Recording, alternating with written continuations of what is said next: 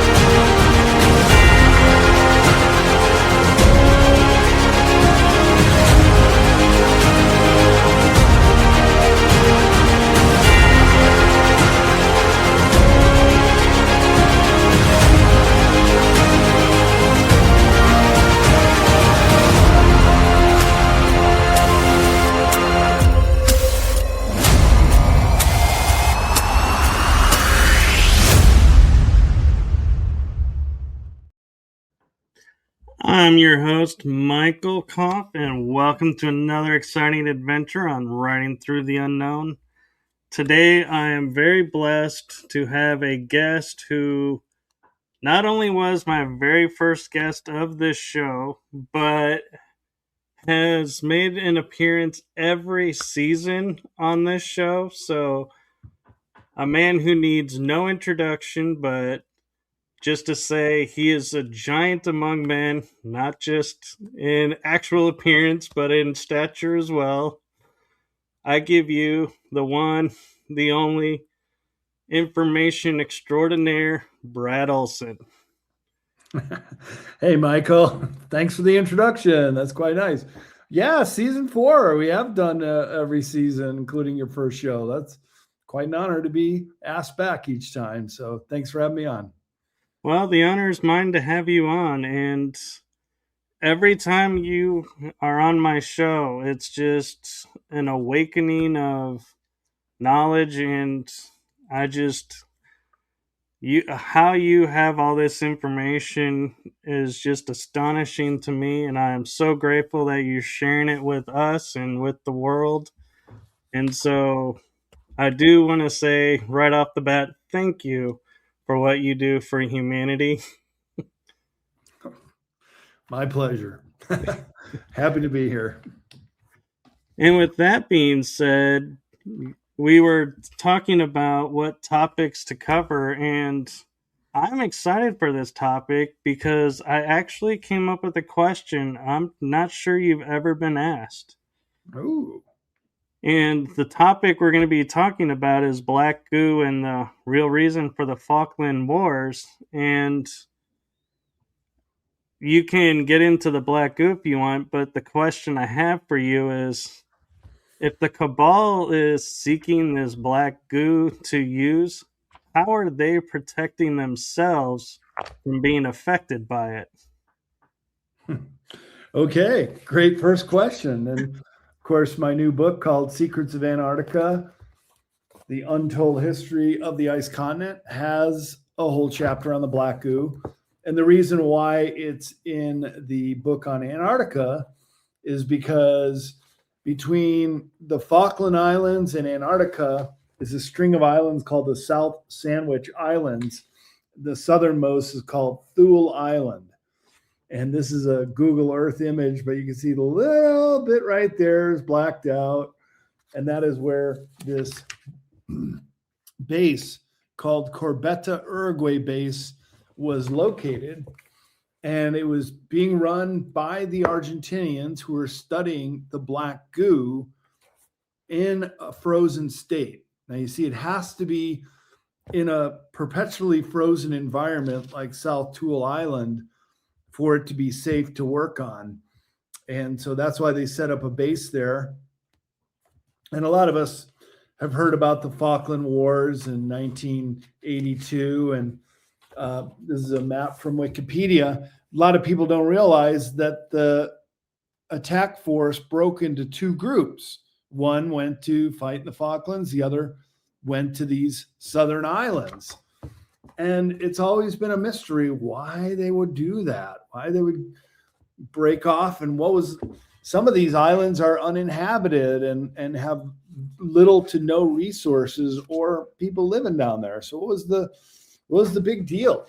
And the papers to sign for ending the war were on this ship right off the Corbetta Uruguay base that you can see there. So this is all leading to the question, what was the big deal about capturing this island and getting the black goo? And that's what it was all about. The whole Falkland Wars was fought over the UK taking this stuff back and backward engineering it. And they brought it back to a place called Marconi Laboratories. And in very high profile fashion, a lot of the scientists and researchers who were working on the black goo in Marconi Laboratories died of very mysterious causes. Some died in accidents, others were suicide, a couple went missing. It was just one of the most bizarre things. I mean, statistically, for that many scientists from one laboratory to die under very mysterious circumstances is hugely not normal, mathematically calculable as being high odds. That is very, very low odds that this would happen. But they were working on the black goo, and they don't really talk about that in the mainstream media when all these people started dying mysteriously. So what is the black goo, I think, is your second question. And what is it all about? Well, it was being studied because it can rapidly clone any living thing, not just humans, but even an extraterrestrial, or it could even clone animals. And so that's what the Argentinian researchers were working on. And they were trying to understand what this stuff was. So I'll read you a passage from the book. There is a strange sentient black oil that was discovered long ago in a cave on South Tool Island in the South Sandwich Island chain, located south and east of the Falkland Island group. The substance seems to have powerful mind control properties when sprayed or ingested. It may have a connection to the artificial life forms observed in the self-assembling nanobots in Morgellons. This was reportedly the real reason for the 1982 Falkland Wars between Argentina and Great Britain, so the military could take over the Argentinian base studying this black oil and take the substance back to the UK. The intelligent sentient oil was claimed to have been found after the destruction of a blue ET base on the frozen Thule Island, the southernmost of the South Sandwich Islands in the far South Atlantic, about 1,400 miles north of Antarctica. The black goo is an abionic mineral oil from the upper crust containing high amounts of M-state gold and iridium. The deposit on South Tool Island in the South Sandwich Islands is not the only location where it's been discovered. It has also been discovered under the Gulf of Mexico, and it's considered a demonic substance that has been acquired by the UK government and studied in the Marconi labs, apparently killed many researchers who are trying to understand the substance. Furthermore, there exists a black oil schist containing this type of oil from earlier tectonic events, leading some researchers to believe there are at least two kinds of black goo. These substances apparently broke up in the crust of the earth and are making their way out from the ocean floor via geothermal activity. The two known kinds of black goo are those that are organic and native to Earth, and those that were imported from off planet. And the South Thule Island black goo was that substance that was brought in from off planet. And so you would ask why? Ask why, Michael.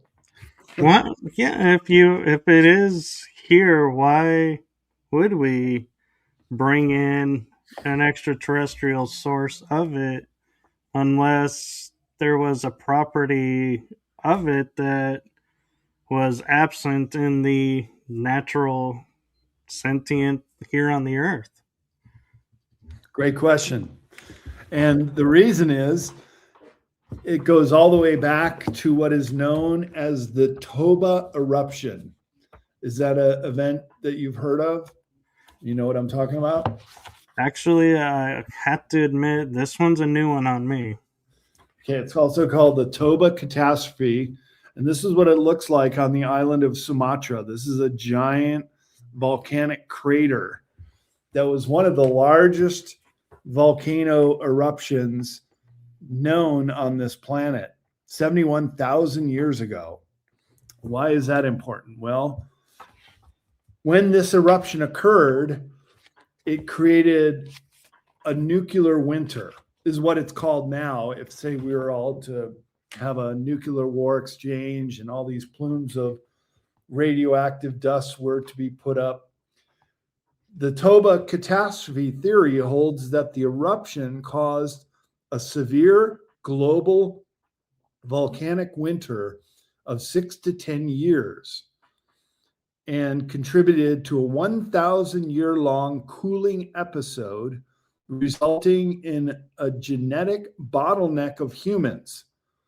And this satellite image shows the caldera of Lake Toba with a resurgent dome forming Samosir Island. I actually got an opportunity to go there and backpack through Samosir Island.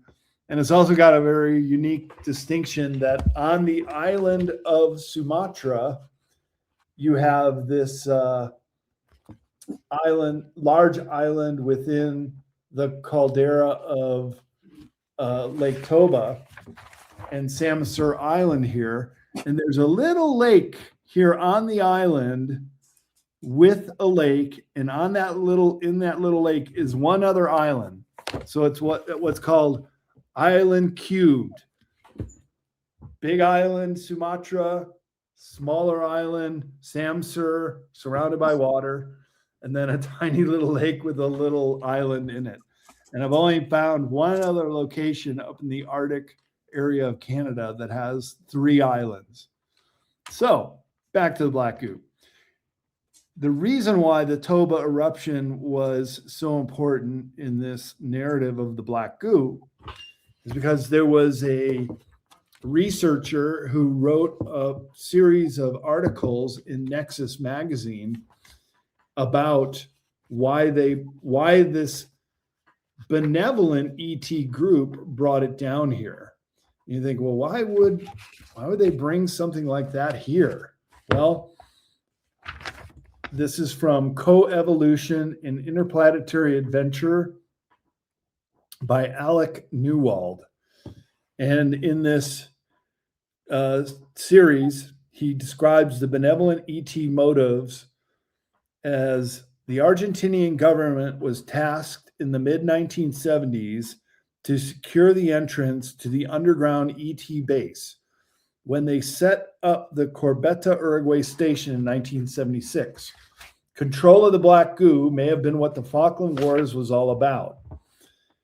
He says, when we set up our bases on southern Thule, there was good reason for this. Not only was it isolated, which suited our work, but it was also infected beneath its surface what I would call a black plague.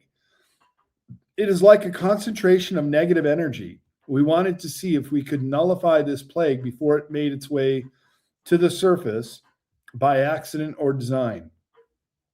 It is easier to control it if it is kept near 0 degrees. So it is best to work with it in colder regions of your planet. Heat appears to be its friend. If we're ever released in the tropics, I don't think we could deal with it. And then he says it was a setback to have our project at Southern Tool shut down, even after our friends in Argentina tried to help. So he's speaking on behalf of the ETs, the blue ETs that were also part of this. We have since moved to a new location where our work continues. It's not over yet. Perhaps one day you will know this, but never forget that we are not friends with the Stars and Stripes, which is the USA and the UK. If someone tells you that your ET brothers and sisters are coming to hold your hand, that these are coming to visit the Stars and Stripes, let it be said there's danger in the air, for this could never happen. So he's saying that the ET group brought this down here right after the Toba eruption because so few humans had survived. There were only enough people living in the decade after the Toba eruption that could fill a large sports stadium like Texas Stadium. Only about 40 or 50,000 humans on the whole planet. So this benevolent ET group thought, well, Earth could be taken over quite easily with only that few humans alive. And our destiny on Earth is for humans to be the leading sentient race on the surface. So it was brought here because it can be used to rapidly clone. And so in the event that there was an malevolent or hostile ET invasion and they were wiping out the last humans, they could clone the human race and then repopulate it rather quickly with this black goo substance. And it remained in this cave until the Argentinians got it. But I've got some information in the book that the Germans got there first as they were on their way down to New Schwabenland in South America and Antarctica to New Schwabenland, where I have gained the GPS coordinates that I turned over to several remote viewers to take a look. And all three of them independently came back and said, there's a giant cloning laboratory in this location in Antarctica, which happens to be in the New Schwabenland area.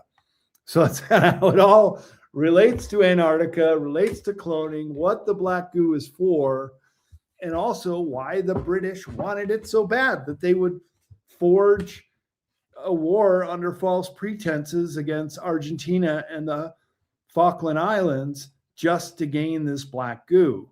So then they bring it back to the UK, and that's when all hell breaks loose. Even by the time they were getting close to the equator, they could tell that this stuff was going to break loose. So just this last December, I got invited to speak at the BASES conference in England, put on by Miles Johnston. And he is one of the leading researchers and voices of what the black goo is all about. And he's had several other eyewitnesses and leading authors like Harold Kotzvela and a guy named David Griffin, who was eyewitness and friends with people who were on the ship that took the black goo back to the UK. And when I was at this conference in December, I was on a panel with a couple other people from the German secret space program called Nachtwaffen. That's Penny Bradley and Drago Reed. And the topic changed to the black goo. And I asked Drago and Penny Bradley if they knew about the black goo and if it had anything to do with their service in the German Nachtwaffen secret space program. Both of them said that they were ingesting small amounts of the black goo because it would give them super soldier strength and stamina to deal with the enclosed environments of being off planet. And both of them have said, yeah, it made them even a lot more aware, a lot more sentient, telepathic, but also physically stronger after having ingested it. So I asked him, well, if you had a choice and you could take it knowing that it was going to give you these enhancements, or would you skip it? Both of them said they would do it. Just like they said, if you could do it all over again and not have to be subject to sometimes very difficult circumstances to be in these programs, would you do it all over again? Both of them said, yeah. So that's kind of interesting that even though they were put to the test and even subjected to sometimes very painful or dangerous situations, both of them think that it actually serves them well to have taken it. And so that's the weird story behind the black goo and why it's in the book in Antarctica, Michael. Yeah, and I mean, I can understand where they're coming from, but at the same time, in the back of my mind, I keep hearing that voice of until it's not. Right. And then it's, how do you deal with it? And an interesting question I have for you around the black goo is if we have the so called, like, Star Trek The Next Generation puts it, skin of evil black goo, where it's, harmful, and then I guess a better way to put it is a negative state. How do we tell the difference between that one and the benevolent goo that's here to help us? Yeah, that one is the $10 million question. I'm not sure how we can distinguish the two because they are very similar. And I don't even know the difference. Perhaps because they're both said to be sentient, meaning having a mind of their own, that the sentient black goo would be what these super soldiers ingested because it helped enhance them and it didn't make them feel like they had to commit suicide like the researchers in the super space program or in Marconi laboratories who were backward engineering and had all these scientists that died mysteriously. And I didn't distinguish, and I should have, but I don't know if they knew the difference between the two kinds and whether or not they knew if they took the benevolent kind or the malevolent kind. It's a good question to ask, and I would like to know the answer. And another question is if only the freezing cold is how you can determine if it's there and, like, in essence, halt it. If people have been cloned and have this in them walking around the world today, how, do we need to put everybody into zero, but then even normal people would be frozen solid and stopped? And so how really can we determine how many people around have the goo in them and don't? Well, and now we heard so much about world leaders being cloned, even some celebrities like Jim Carrey is like, who is that guy? That doesn't look like him. And then the other Jim Carrey pops out. Is like, yeah, it's me. Are they being cloned? Well, in these remote viewer reports, when they were looking at the cloning labs in New Schwabenland in Antarctica, all three of them independently said that there were recognizable clones being created, both politicians and celebrities. Why? I don't know. Maybe it's to control the narrative. And even the actor Jack Black, Yes. pretty famous. He's been in a bunch of movies.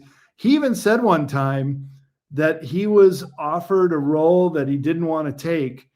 And the answer was, if you don't take it, we'll just put in your clone to act in the role. That's a Jack Black quote. He's even saying he knew that there were clones of him because let's say it's like a Marvel or a movie about the military or something, because we all know that Hollywood is propagandized and part of this information campaign to control people's minds and steer the narrative.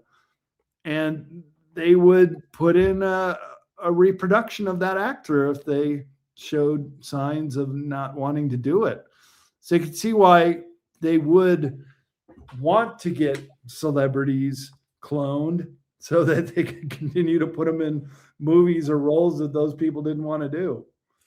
And another interesting question I have is with the portals we have around the world that activate due to frequencies of the individuals, if the black goo, let's say, for example, got into me and cloned me, would that clone be able to activate portals and tech here on the planet that I can activate because of my energy? Or would the portals be like, this is not the correct energy frequency, even though it looks like the person?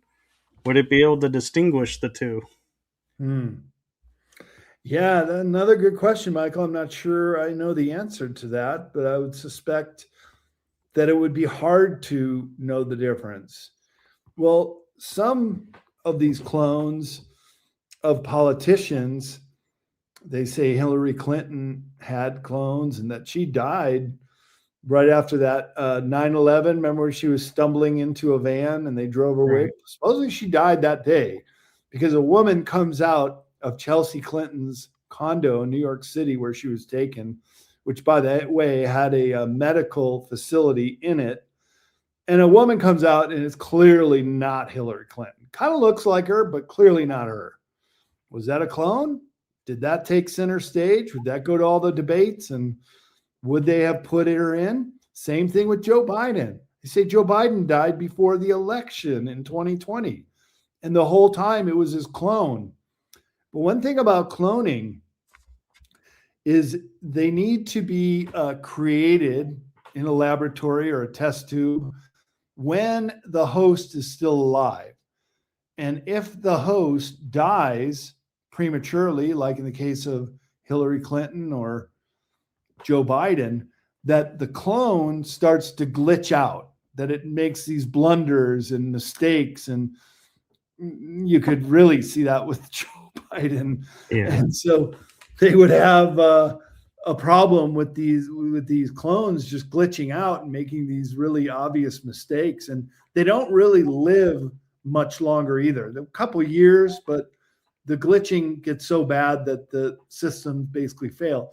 So the clones have a connection with the host. And so when the host dies, it's like they lose their part of their memories and part of their even their motor functions and the way that they would behave like the host did. And so this is how deep this rabbit hole goes.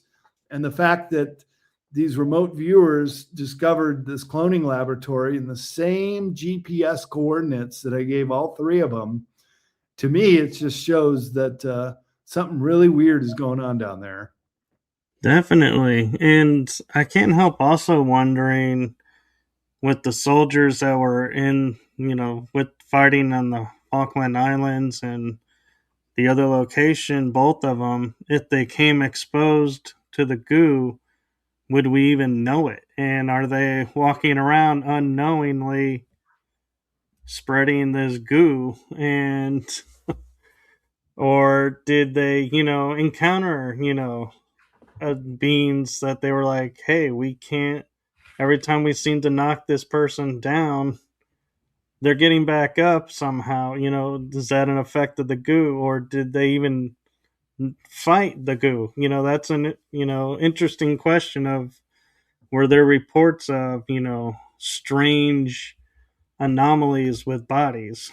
Yeah, good point. I mean, hard to say to what extent we all might have a little of the black goo in us, because what has happened since Marconi Laboratories backward engineered it to use with super soldiers, this is all the way back in the 1980s, but it has since gotten to DARPA here in the US, and DARPA and others have been weaponizing the black goo, and they put it into graphene oxide, which can self-assemble nanobots within the body, taking on an artificial life form, also in the ferrofluids. And you got all these very, very strange new 21st century diseases and disorders such as Morgellons, which shows signs of being the black goo, that it'll come out in a substance that's black. And then you've got these fibers, which are like the graphene oxide, self assembling nanobots in the body that are this artificial life form and are exploding out from people's skin. And this has all happened in the last 25, 30 years. So I think they're spraying us with it. It's coming down in the chemtrails. In fact, Sophia Smallstorm, she's a researcher in California. Every time it's a heavy chemtrail day, she'll put out a petri dish, especially if it rains right afterwards, and she'll catch this stuff. She'll put it under a microscope and she'll report on it. And she says definitely detecting nanobots and other very minuscule little robots, really. That's what they are, because once they self-combine, then they become another life form, just like the black goo does. The black goo is like that movie, The Blob. Remember that from the 1950s? I think they did a remake of it. Yeah. Yeah. And it would try to just envelop a person, and they'd be lost, and the blob would get bigger and keep on going. So it's kind of like that, you know. Sometimes life imitates art and art imitates life, if you want to call it that. But it's a way that Hollywood can then tell the world what they're really up to. It's the telegraphing of the message. And that's an occultic thing here on Earth, that they have to tell us what they're doing to us. And then the black goo features in a lot of different movies, as well as in X-Files, that movie Prometheus, and the guy's even ingesting it. So they're telling us what they're up to in Hollywood. And this is called the revelation of the method. It's an occultic practice of telling us what they're doing to us. This goes a little deeper, because in the free will planet of Earth, we can't just put this stuff on us without knowledge that we are a free will population.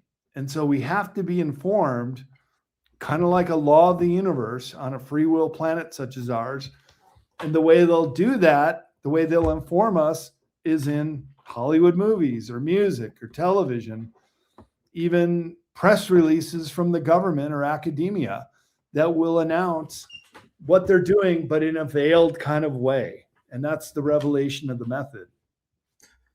You know, and I find it interesting too, and I don't know if there's a correlation, but I can't help but think now of hearing that the lab, you know, that tested the black goo was in the UK, that we had Dolly, the sheep that was cloned in the UK, and in the 1980s. The story just disappeared. It's like we cloned a sheep and then it was like nothing.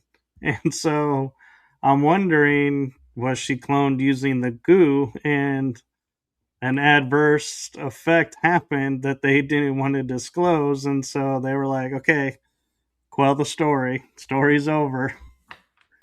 And you got to think, if they were cloning sheep and being very public with that knowledge in the media, that Dolly the sheep was a clone in the 1980s, can you imagine how much more advanced that technology has gotten now? If we weren't already cloning humans then, we're certainly doing it now. And the other thing that these remote viewers told me when they were looking at these cloning laboratories is they're combining DNA of humans and other animals and creating what are known as chimeras. And that's where they said this gets really dark and really upsetting when you see a dog or an animal with a human face being as expressive as we are, but in the body of an animal. And it just conjures up the image of a Pegasus or the mythical creatures like a minotaur from ancient mythology in the modern age in the form of these chimeras. And I had an experience in the 90s. It was late 90s where I almost crossed paths with my doppelganger. I went into Oh, a wow. store that my mom was shopping at, and she couldn't go there. And all of a suddenly, she was like, "Yeah, we need to go and test and see what is going on." And while she was doing that, all of a suddenly I went to the store and the clerks go, "You were just here, like not even 10 minutes ago." And I always thought, oh, that was my doppelganger, the German word for twin or Right. opposite. And now I can't help wondering, is it a goo version of me? And if it wasn't for the fact that doppelganger is a term coined from the 1700s, I'd almost think, is this a way like you're saying that Germany was saying, hey guys, we got the goo. We're putting this out. So here's the term for it. Yeah, I knew it was a German word, but you kind of put that connection together, and that's really interesting that doppelganger would be popularized by a German word. And in my book, I did find some research that the Germans were the first to get to South Thule Island, and they were also colonizing different areas, including the Falkland Islands. Because remember, right after World War II, or even during World War II, the Argentinians were very sympathetic to Nazi Germany. And after the war, a whole bunch of them, a whole bunch of Germans who should have been on trial in Nuremberg for war crimes were getting new passports and going over what is called the rat lines to South America, largely to Argentina. And so you got these Germans that were already colonizing in the area and setting up camp in different places. And then you have even a much more different situation. So the study of occultism and transhumanism began as a government initiative in the early 1930s under the new Nazi Party. A lot of people don't realize transhumanism goes that far back. But it would make sense that they would want to use this cloning technology because they needed more soldiers, especially super soldiers for World War II. Early on, Adolf Hitler impressed senior Thule Society members with his xenophobic commitment to an Aryan racial supremacy. His mesmerizing oratory and his occult understanding of the future man, or Ubermensch, Superman. They arranged for him to be the new head of the new Socialist Government Workers' Party, and they started the Ananurbe, which is ancestral heritage and research, as well as looking into exotic energy forces such as Virilia. They went on the SS Ananurbe, led scientific expeditions to remote locations such as Tibet in 1938 in an attempt to unlock the mysterious power and potential of the human mind. They were also interested in the ET origin of the Aryans and the ancient UFO crafts called Vimanas, or ET artifacts from an antediluvian civilization. They were looking into all this stuff. So the technology of the Antarctic Germans was far beyond anything that they could handle. The USA tried penetrating the base with a naval task force, of course, in Operation High Jump, and was sent packing. By 1949, the USSR tested their first nuclear bomb. There is evidence that it shows that the United States gave the Soviet Union the plans. Could it be that they were both trying to spread out weapons technology so they could keep the Antarctic Germans in check? If there are more people that are standing up against a foe, then there are better chances of coming out ahead. The enemy of my enemy is my friend. And they both knew, both the Soviet Union and the US NATO bloc knew that just because the Third Reich and the fighting forces of Germany surrendered, well, actually, the Third Reich never did surrender, nor did the SS. Just the fighting forces, the Army, Navy, and Air Force. The rest went underground. And this is known as the Third Force or the Fourth Reich. And they have remained in existence in Antarctica, but also in the micronations of South America to this very day. In fact, I heard a joke when I was in South America on my drive down to Ushuaia, where I catch the boat to go sailing to Antarctica 7 years ago.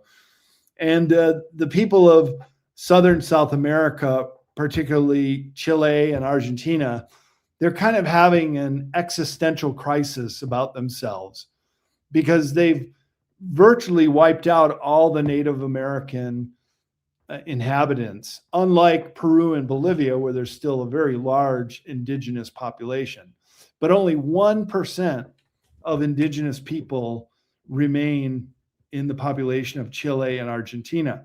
So they're asking themselves, well, who are we as Argentinians? And largely they're Southern European immigrants that make up the majority of the people in Chile and Argentina. And so the joke is, when asked, who are we? Well, we're Italians who speak Spanish, but wish that we were as rich as the Germans. Because still to this day, Michael, the Germans have all the money down there, and they're the ones that run the corporations and everything else. So there really is a Fourth Reich, and they have been in existence since the end of World War II. And I actually had an interesting thought pop in my head, with history, with the Nazis having the black goo, New Schwabenland. I'm sure they had it during the war, that it wasn't just after the war. And so I can't help wondering if it was a clone of Hitler at the bomb that supposedly didn't kill him. And the found dead was his other clone, and he was in Argentina during the entire war.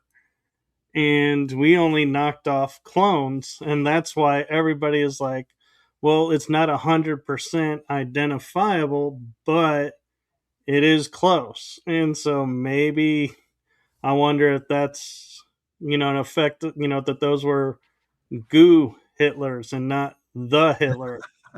Goo Hitlers, I like that. Yeah, that's a good point, Michael.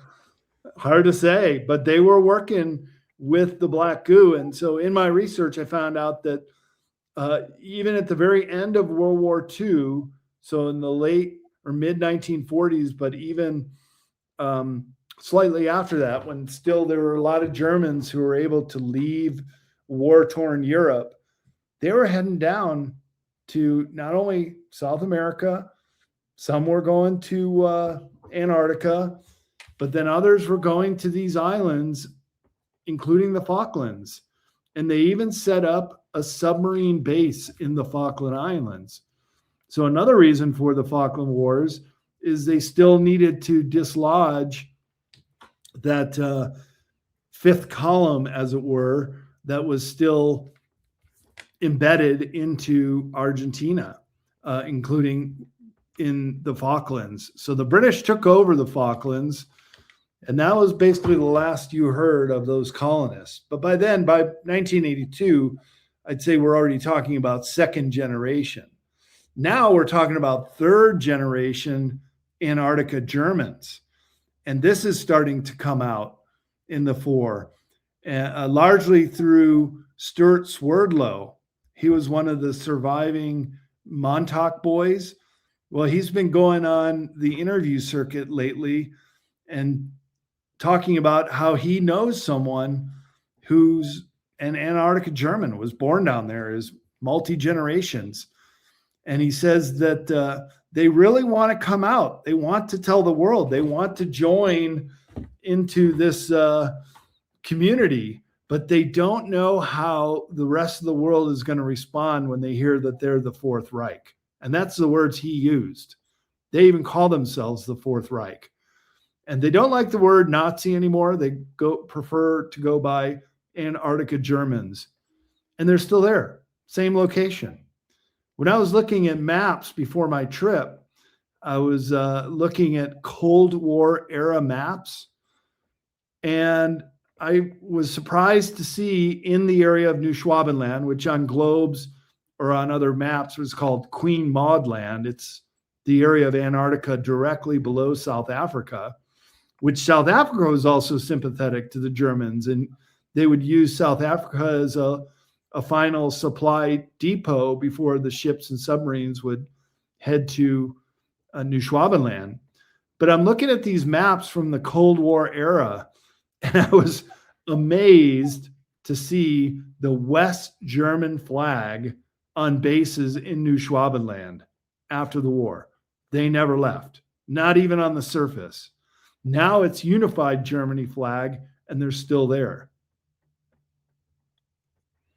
Yeah, and you know what I find interesting with when it comes to like the Germans is during the war they started out really strong and then production just faltered, and I often found that to be quite an odd thing because if you're gonna start a war, you don't start a war by putting out all your pieces and then hope you never have to recreate any that they're gonna hold. You know, you had the production behind it, but Germany didn't. And I've often thought that was the strangest thing. And now finding out they have bases on the moon and Antarctica, it's like it's almost like they started the war to go, look over here while we go over here. And it was the biggest false flag, as we would call it today, of the illusion behind the war is, they really didn't want to start the war, but they needed something to say, hey, everybody, look over here while we do something over here. Right. Yeah, that's a good point. Or don't look down in Antarctica where we're starting to expand into a colony. And that's exactly what New Schwabenland was. It was not only a military base, it was not only a science city, the New Berlin city under the ice, but it was a colony for people to relocate and for multi-generations to live. Because got to understand that Antarctica is the most volcanically active continent in the world. There are 14 known active volcanoes down there, as well as 93 known geothermal vents.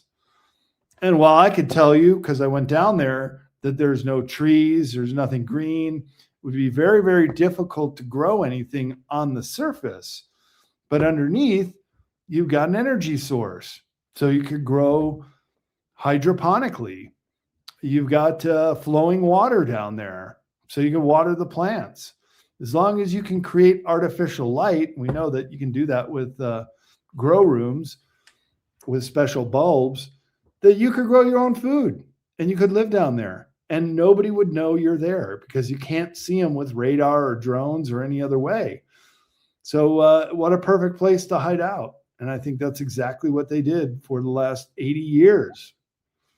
And I just had an interesting thought as you were talking about that pop in my head of, do we even know if this black goo, because it's sentient, needs sleep or food?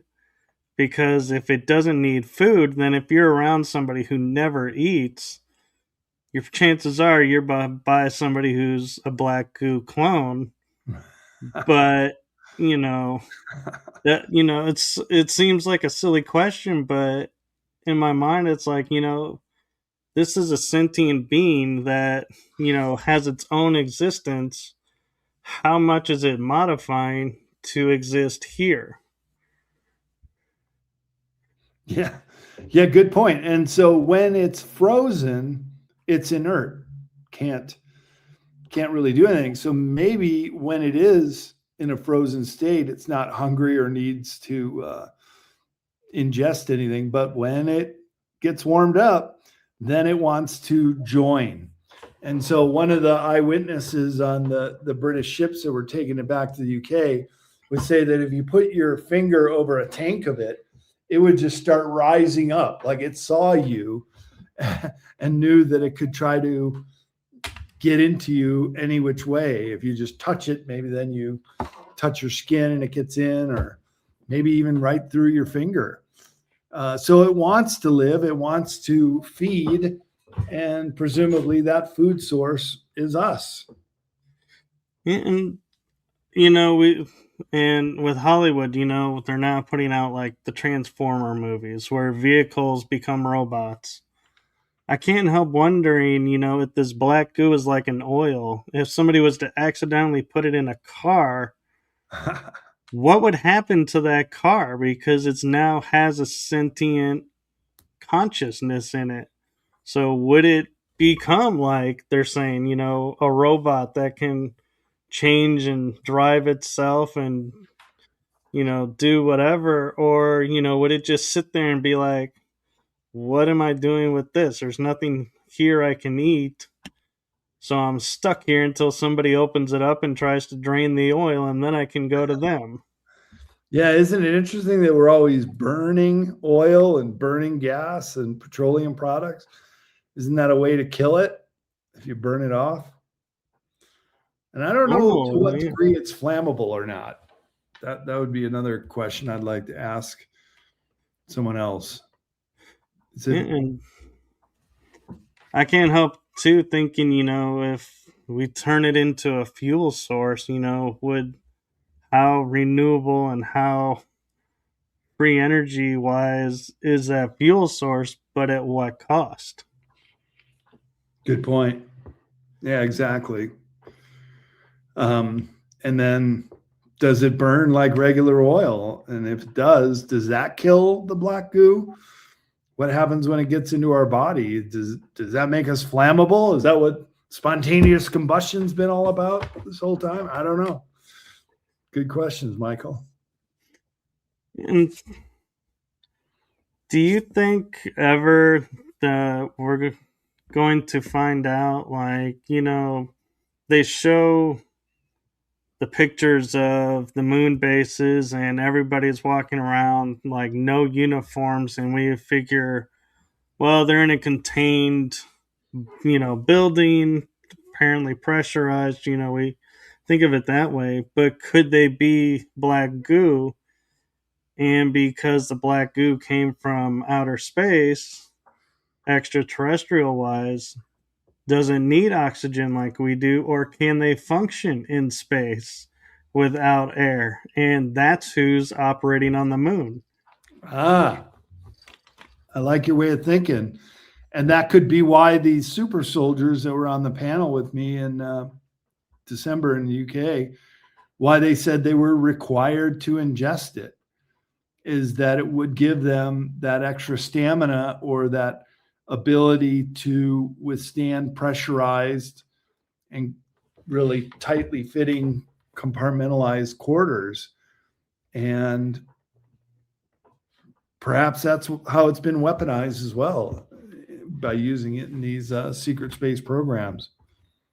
Yeah, because I've been told, dealing with the secret space program, that there are altars that are based on the goo, that they are required and operate through the goo, and so those all tend to be as what we would coin as the malevolent program.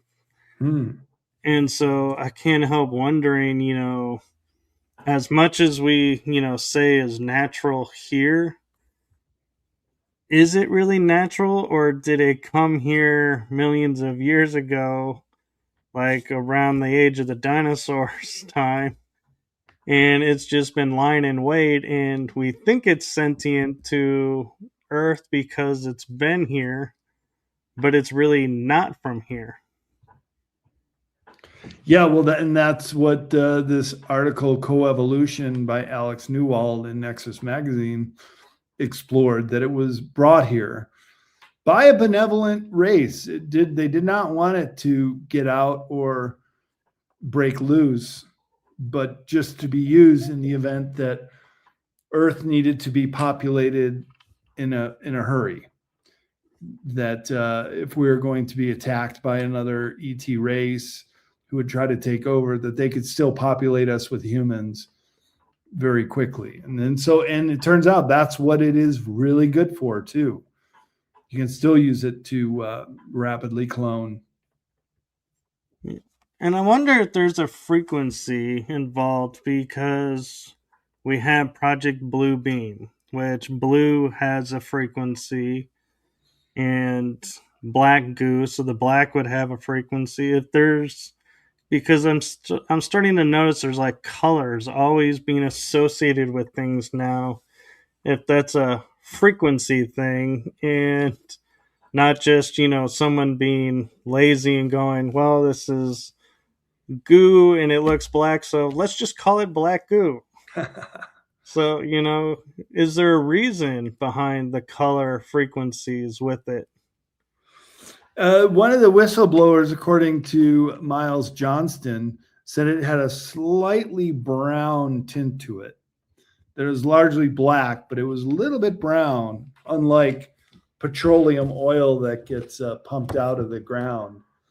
And in the Black Goo chapter, I do have a Q&A with Miles Johnston, who is one of the leading researchers and event producers of the BASES project, where he brings in other eyewitnesses and testimony and super soldiers, such as Max Spears, who died with a black substance coming out of his mouth, and also David Griffin, who had eyewitness reports and knew people that were in the ship that took the black goo back, and Harold Kotzvela, who has spoken quite extensively about the black goo.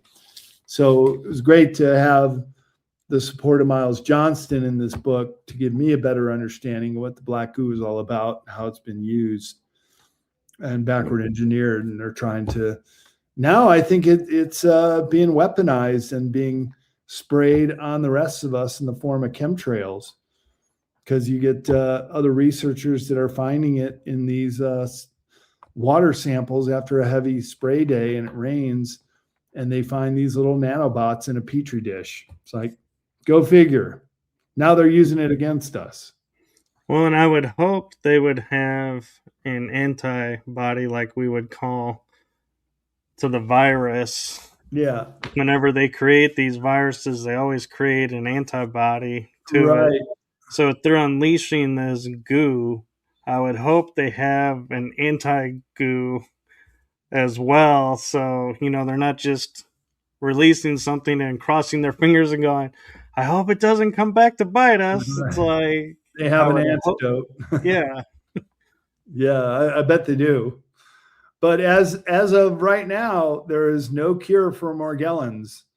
That it just gets into the system and it continues to survive and even multiply. And we know that the food supply has been tainted. It's coming down in the air, and even they're putting it in water. So nanobots are being found in water, and then in these things that everybody got injected with 5 years ago, it's in the graphene oxide. And DARPA has created ferrofluids, which is also a derivative of the black goo. And, talking about the food being contaminated, it's like even when you have people who pass the organic standards and they're like, yeah, you're not putting anything artificial in, all the land around them has artificial. And so I started thinking about it one day and going, how ridiculous is this to have a non-organic farm right against an organic farm, because it's not like the water is seeping down and going, oh wait, this is an organic farm, let's scoot around the perimeter of this and flow off. It's going through the organic. So do we really even have truly any organic available opportunity, because the water, goes through everything and carries everything. Yeah. Yeah, good point. I think you can make a good argument that everything that we rely upon to survive has been tainted, from the air and the chemtrails to the soil of GMOs to the water we drink with fluoride and other nanobots.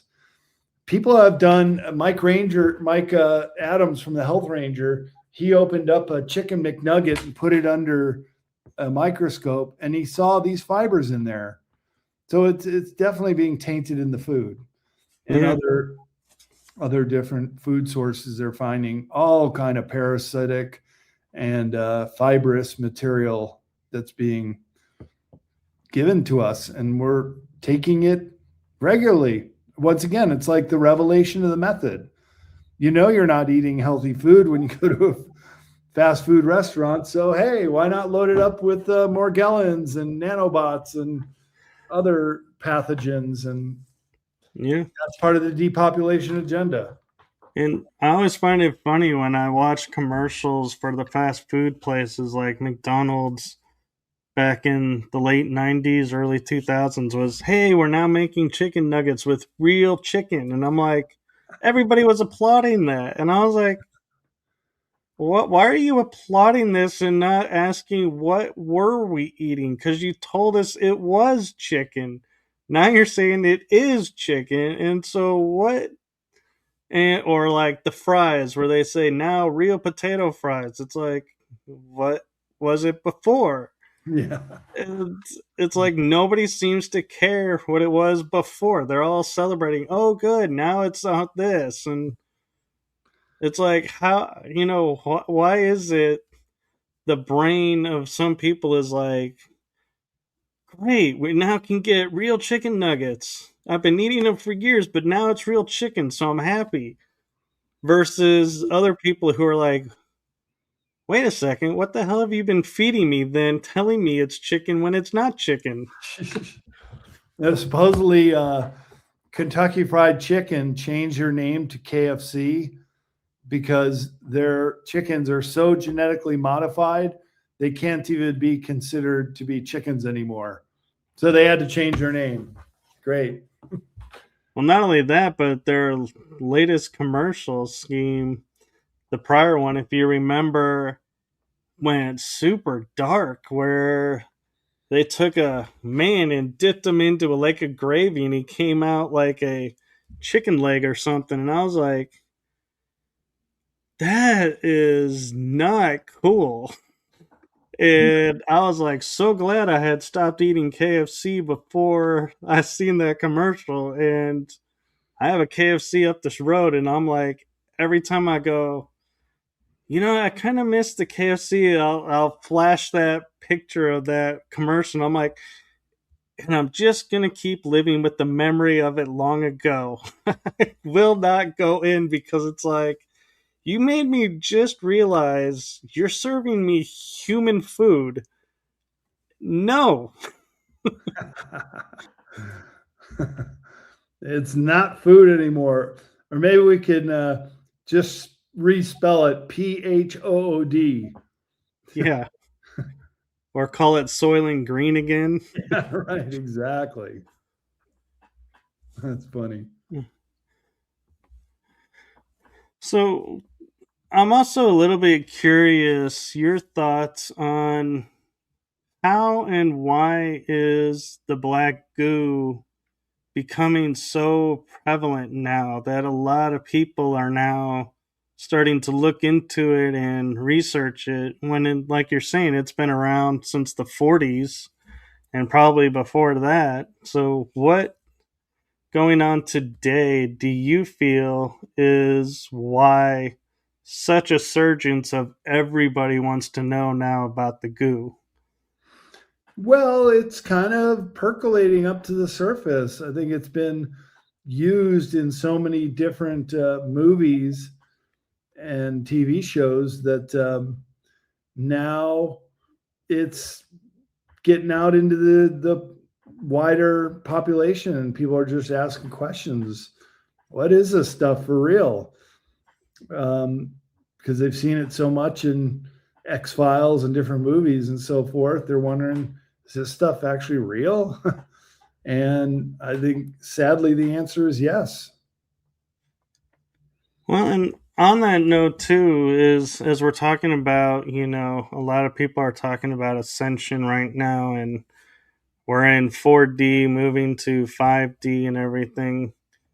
Does the goo go through the same process we go through, and like can raise its vibration and match to 5D, 6D, or is it stuck in 3 or 4D and is limiting us to staying here, and that's its goal, and not continue?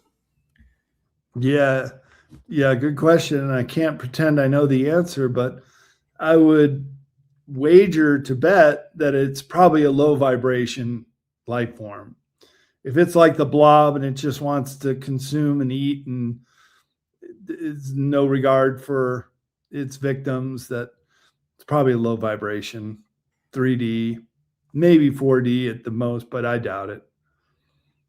Which then makes me think of that one episode, Star Trek.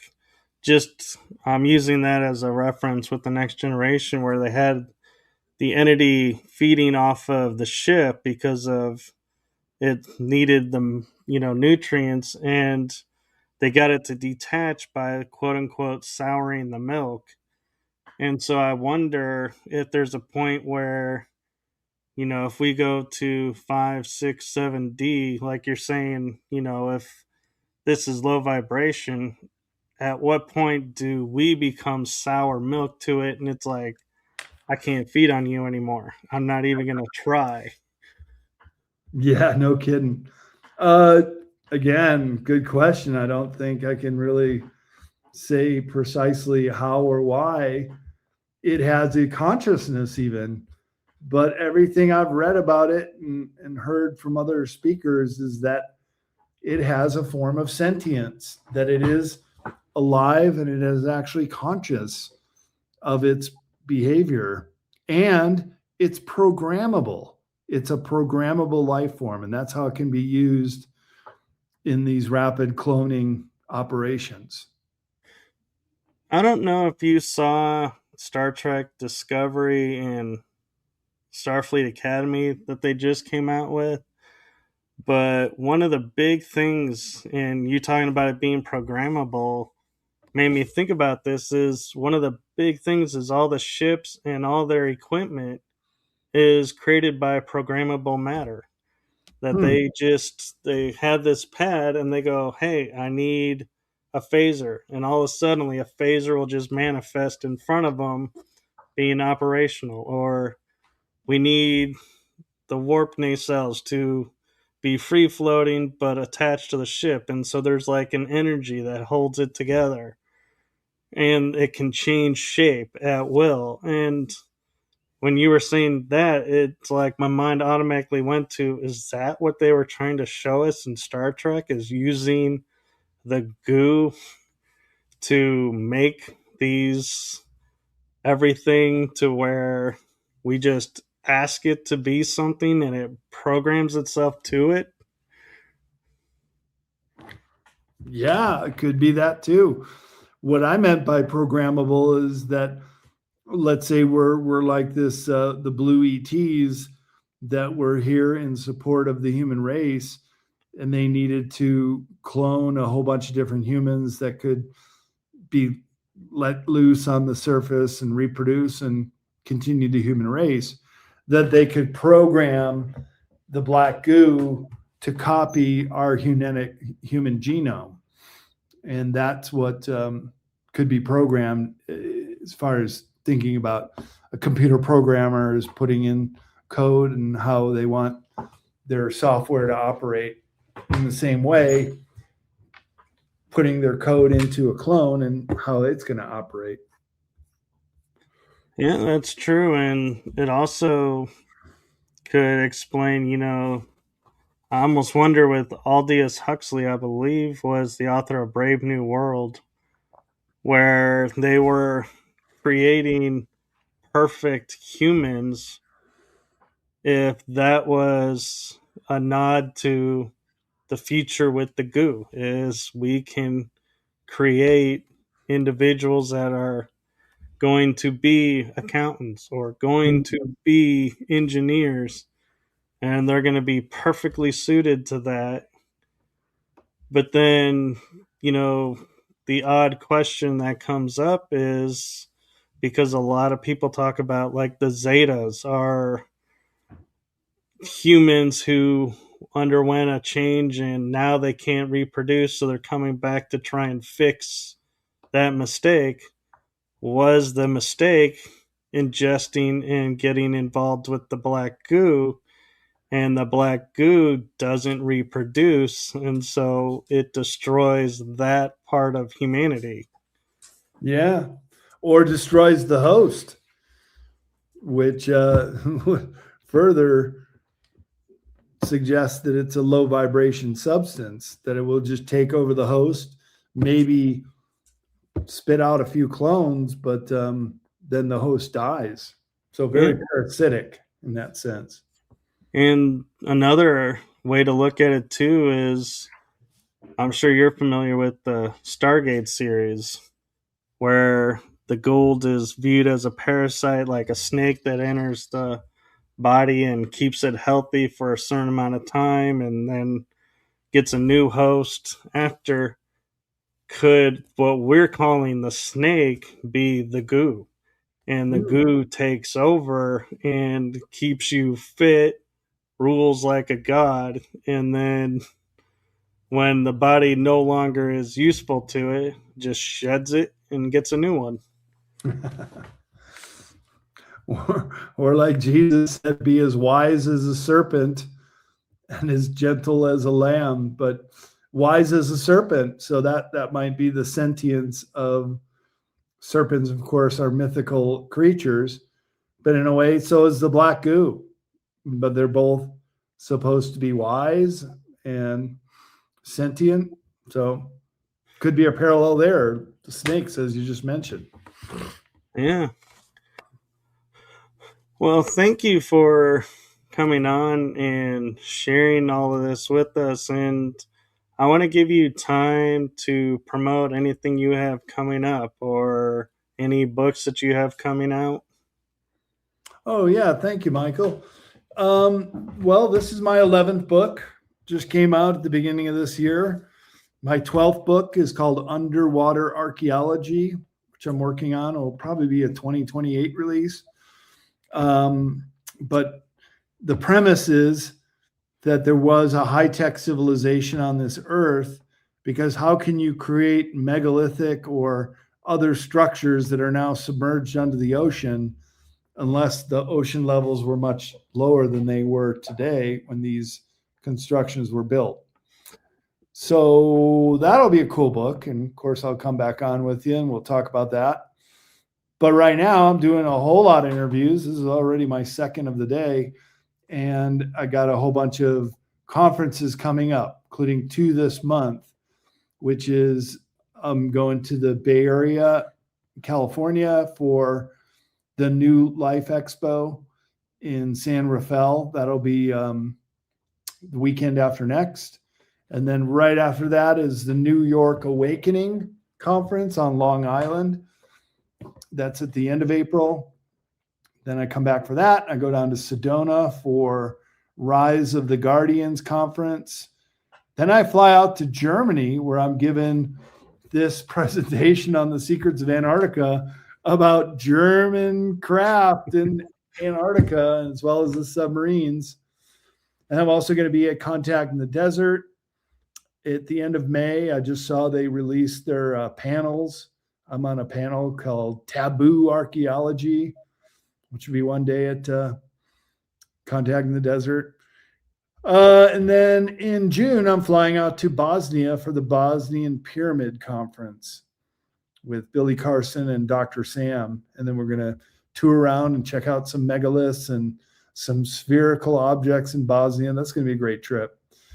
So I got a very busy schedule coming up, trying to build some structures on my land out here in Nevada. But boy, I'm so busy, it's hard to supervise. In fact, I got two guys right now putting a new roof on an old barn of mine. So got to get back and help them with that. But Yeah, thank you much for having me on, Michael. It's always a pleasure to talk to you. yes, and thank you. And as I said in the beginning, I'll reiterate it. And the way I like to close my shows now is my heart and the heart of my shows to you. Thank you for what you're doing for humanity. It's seen, heard, and felt, and much appreciated. Thank you, Michael. Much appreciation to you too. Yes, and be sure to like and follow along because you never know when Brad will be making another appearance on this show. And follow along with him because his presentations, I can tell you, never disappoint. They are Michael. amazing. Hey, I should also point out that I always bring books to my presentations and conferences. So come over to my booth. You can get a signed copy of any of my books, as well as CCC Publishing is the name of our publishing website. And that's the only other place you can get a signed copy of any of my books. So if any of your authors want to pick up a copy of Secrets of Antarctica, CCC Publishing is the way to do it. Or go to bradolsen.com, the way my name is spelled. And that's my conference schedule coming up. And that's where you can get more information about those conferences and buy tickets as well. Yeah, so thank you. And do everybody go and support his books because they are phenomenal.